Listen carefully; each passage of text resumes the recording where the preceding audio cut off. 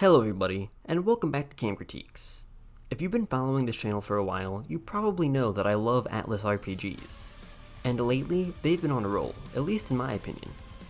Both Persona 5, especially Persona 5 Royal, and Shin Megami Tensei 5 are some of my favorite JRPGs ever made. They're probably my favorite Persona and mainline SMT games respectively. So, when Soul Hackers 2 was announced, I was very excited. While it clearly deviated greatly from the original Soul Hackers in terms of its aesthetic, I still thought its style looked great. And I'm always down for the interesting takes on morality and the strategic, in-depth combat the MegaTen series usually offers. As a big Persona fan, I was also excited to see how Soul Hackers 2 would work in some social elements. However, now that I've played the game, I'm sad to report that it did not live up to my expectations. It's not a bad game per se, but it's one of the most disappointing games I've touched in a long while. Before I get into what's bad though, I want to mention what's good. There are quite a few things that left me surprisingly pleased. This game is one of the most well-rounded, interesting casts in recent Atlus games, and I think the character who shows that best is Ringo, the protagonist. As much as I like Persona 5, I'm definitely not a fan of Joker never speaking. I understand the developers want you to fully assume his role, but I think letting the character at the core of the story develop throughout leads to a more interesting narrative in almost any situation. And luckily for me, Ringo's development is the central focus of this game's story. Ringo's got a great design and an inherently entertaining personality, further conveyed by her excellent voice actress, though best of all, she exhibits genuine, believable character growth. This game is about 1/3 the length of Persona 5, but Ringo goes through a lot more development than anybody in that game's party. She has multiple arcs dedicated to her development, and following her story is a highlight of the game. The other party members here aren't slacking either though. While they may be stuck with a single arc focusing around their relationship with another side character, all of those relationships are somewhat intertwined with and relevant throughout the entire narrative. Even the side characters often show palpable, genuine growth. The other party members have distinct personalities that bounce off of each other pretty well, and they all just look really neat. Saizo in particular has one of my all-time favorite designs. I love the shark teeth. Beyond the individual party members, I also found the party dynamic pretty interesting. If their world wasn't on the verge of ending, none of the people here would be working together. They all come into the party with vastly different viewpoints, brought together by a common goal. Instead of having to learn to love and appreciate each other, they have to learn how to even tolerate each other. It's an interesting approach to take, and I think it fits the themes of moral grayness prominent throughout the SMT series quite well. One of your party members embodies the standard chaos route, another the neutral route, and the last the order route that you typically see in mainline SMT games. None of them are explicitly correct, and none are explicitly incorrect. As per usual for the franchise, by the end, it's not clear whether or not you actually helped. The narrative isn't flawless. There are definitely a few minor plot holes and twists that blindsided me a tad too much. Some of the other NPCs can drastically change very suddenly as well, which is a bit jarring, especially when the party members grow so naturally. Still, overall, I thought it served as a good vehicle to tell the largely great story of each cast member. The story is relatively simple. This is just a tale about saving the world, but it feels a lot more distinctly SMT than I expected. Everyone's actions are called into question throughout. While the tale itself may be simple, every facet of it is thoroughly explored. Moving on from the narrative, the aesthetic is definitely the standout element of this game for me. It's a big difference from that of the first Soul Hackers, though it fits the almost cyberpunk theme perfectly. It's sleek and colorful, and there are lots of nice details. It also utilizes some cell shading, which really stands out on the demons especially.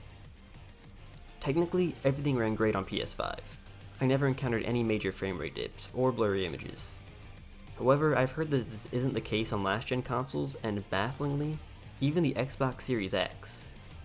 It doesn't sound like any of the consoles offer a bad experience though. Of all the genres, turn-based RPGs are probably held back the least by frame rate issues. Still, it's something you should be aware of. Really driving the aesthetic home is the game's soundtrack, which is pretty great. It's done by Monica, the studio helmed by Nier's Kiichi Okabe. And no, it's not nearly as good as the Nier OST. Few game soundtracks are. But what tier still fits the game really well, emphasizing its techno vibe, many of the songs are catchy, and you can occasionally hear Okabe's influence. I went in hoping for more, but I can't say I left all that disappointed. And that brings us to the end of the praise. At this point, you must be thinking the game sounds pretty great. It's got the visuals, soundtrack, story, and cast of a great RPG. But I've yet to mention one key element of this game. Perhaps the most key element. The combat here is a huge, gigantic, enormous step down from that of the last few SMT entries, and the dungeons are among the worst I've ever encountered. Now look, is the combat terrible? No. It's pretty snappy and stylish. It just lacks the strategy MegaTen is known for. As per usual, each attack has an element, and different enemies are weak to or resist attacks of varying elements. However, in this game, when you land a super effective attack, your demon is added to a stack of creatures that attack after all your party members have gone. And that's it. There's no way to exploit weaknesses to extend your turn. There's no punishment for hitting attacks that aren't very effective. There's just very little to think about. Spam moves until you find a weakness, and then spam moves that exploit said weakness. That's it. It's a real shame. One of the core appeals of this franchise is its intense, strategic combat, and Shin Megami Tensei 5, which is less than a year old, pulled that off perfectly. Sadly, that only makes it that much harder to stomach Soul Hackers 2's simplicity. But all of that is far from the worst part of this game. Unlike combat, dungeons are already not an area where MegaTen usually excels. I'd say it's a particularly weak point of the franchise. Persona 3's never-ending Tartarus and the endless hallways of Persona 4 still bother me to this day. But Soul Hackers 2 has what may be their worst dungeons yet. I just describe Persona 4's dungeons as hallways, but after playing Soul Hackers 2, that doesn't feel fair. At least Persona 4 had a variety of interesting themes. Soul Hackers 2 has only a few small dungeons, all with very uninspired themes, all consisting of nothing but copy-pasted cubes taped together to form what I guess does technically qualify as an explorable location. You walk in a straight line, occasionally seeing slightly different wallpaper, and often engaging in extremely simplistic combat. That's it.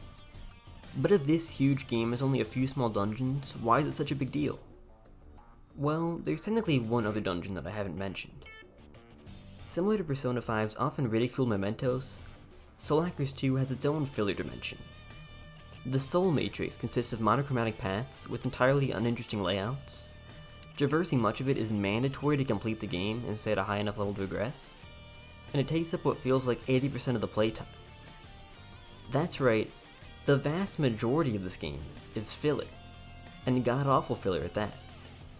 I genuinely don't think I could take another second wandering around the endless blue maze that is the Soul Matrix. So at the end of the day, Soul Hackers 2 is a massive disappointment.